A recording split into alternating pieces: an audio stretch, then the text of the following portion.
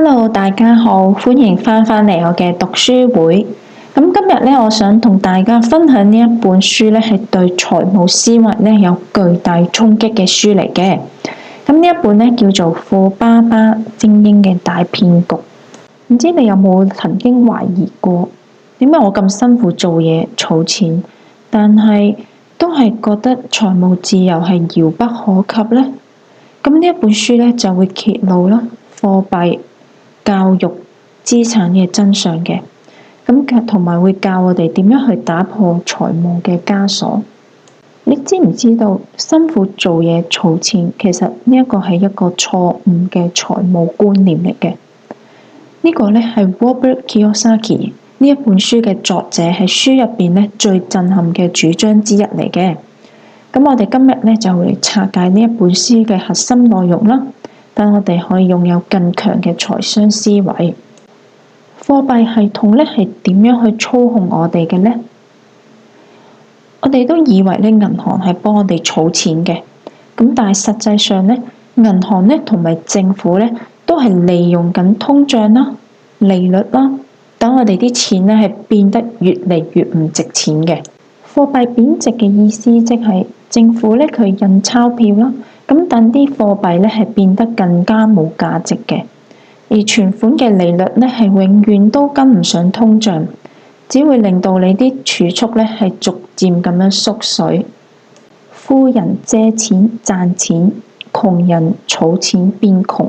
呢一個觀念嘅意思即係有錢人咧，佢哋好識得利用貸款啦，同埋槓桿咧係去投資資產嘅。咁但係咧，窮人咧就被教育成咧，淨係會儲錢。傳統教育係點樣限制我哋嘅財務自由呢？我哋細細個已經係被教育咧，就係要讀好書啦，跟住揾一份好工嘅。咁呢一個嘅思維咧，係令到我哋落入咗一個金錢嘅陷阱。我哋都會接受教育，咁但係咧，學校從來都唔會教我哋財商啦。學校淨係會教數學、科學、歷史，但係咧從來都唔教我哋點樣去管理金錢嘅。我哋通常咧會被教育咧就係去揾工啦，去打工嘅，而唔係去創造啦，去賺錢嘅資產嘅，例如股票啊、房地產啊或者企業嘅。咁我哋如何可以打破呢一個財務嘅枷鎖，真正邁向財務自由呢？咁書入邊咧就俾咗一個好關鍵嘅策略啦，就係要學識分辨資產同埋負債，同埋咧開始建立我哋自己嘅現金流嘅。咁我哋可以做啲咩行動係可以建立翻自己嘅現金流系統呢？咁有幾個關鍵嘅行動我哋係可以做嘅。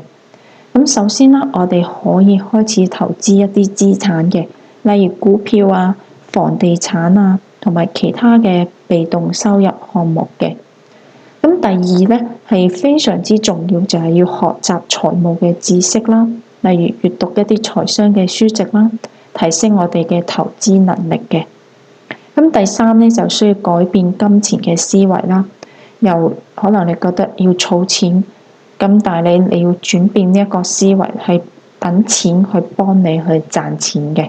咁呢一本書咧，亦都令到我意識到咧，我哋一直以嚟咧都係被傳統嗰個財務思維咧係綁住嘅，以為咧賺錢咧就係要努力工作儲錢，但係咧其實真正嘅財務自由咧係嚟自於擁有資產，而唔係存款。咁我都想分享下自己嗰個經驗嘅。咁因為我係一個咧對數學咧係直情可以話係非常之討厭嘅人。我對數字咧唔係一個好敏感嘅人嚟嘅，我直情係見到數學啊係真嗰個程度咯。咁所以我記得當年咧係讀到係啦中五啦，會考完之後咧，咁我睇到我數學嘅成績係合格之後咧，我係非常之開心嘅，因為到咗 A level 之後咧，咁我就唔需要再讀數學嘅。咁嗰時係覺得非常之開心嘅。咁跟住咧出嚟做嘢啦，打工啦。其實我當時嗰個財務知識啊、財經知識對於經濟嗰個發展咧，其實係基本上可以話係零知識咯。我亦我當然都會買股票咯，但係買股票就可能真係聽人講哦買咩啊咁樣，真係求其咁樣去買一隻股票咯，完全唔知道呢一隻股票呢一間公司係究竟係做乜嘢嘅。總之就係亂咁買。咁當然好彩嘅話，可能都會賺到少少錢嘅。咁但係唔好彩嘅話咧，咁就一定係蝕錢啦。咁只不過咧，我相對都係叫做一個比較保守嘅人啦。我當然唔會話成副身家咁樣擺晒落去買一隻股票嘅。咁但係我覺得呢一幾年啦，亦尤其係疫情之後咧，係令到我深深去改變呢一個嘅對於財務呢一個思維嘅諗法啦，同埋嘅做法嘅。因為可能喺疫情之前咧，通脹係冇咁勁嘅。就算啲嘢喺香港嗰時，啲嘢都真係貴嘅。咁但係你係可以有一個平啲嘅選擇。咁但係我而家係嚟咗加拿大之後咧，你都有一啲平嘅選擇，但係平嘅嘢咧，基本上咧就係質素非常之差。你過一陣可能你就要換啦。咁所以其實你都只會唔停咁樣去花錢去買一啲好廉價啦，同埋質素非常之差嘅嘢。咁再加上咧，加拿大嗰個稅務咧係非常之高啦。咁基本上咧，唔係多勞多得咯。你係多勞嘅話咧，佢會懲罰你咯。因為你賺得越多錢咧，咁你要交嘅稅咧，亦都係越多嘅。咁所以有一段時間，其實我都有啲迷茫咯。我開始諗，我究竟係做唔做嘢咧？我究竟係努力打工啊，定係不如躺平咧？咁樣，因為你努力打工嘅話，其實就係要交多啲稅咯。你最後亦都唔會話得到好多啦。咁同埋我正如啱啱所講啦，而家加拿大嗰個通脹咧係非常之厲害咯。基本上其實係所有嘢都係非常之貴咯。咁我掙扎咗一段時間之後咧，我最後都係放棄掙扎啦。因為畢竟我唔係一個識得做生意啊或者創業嘅人嚟嘅，所以我都係接受我暫時都係要打工。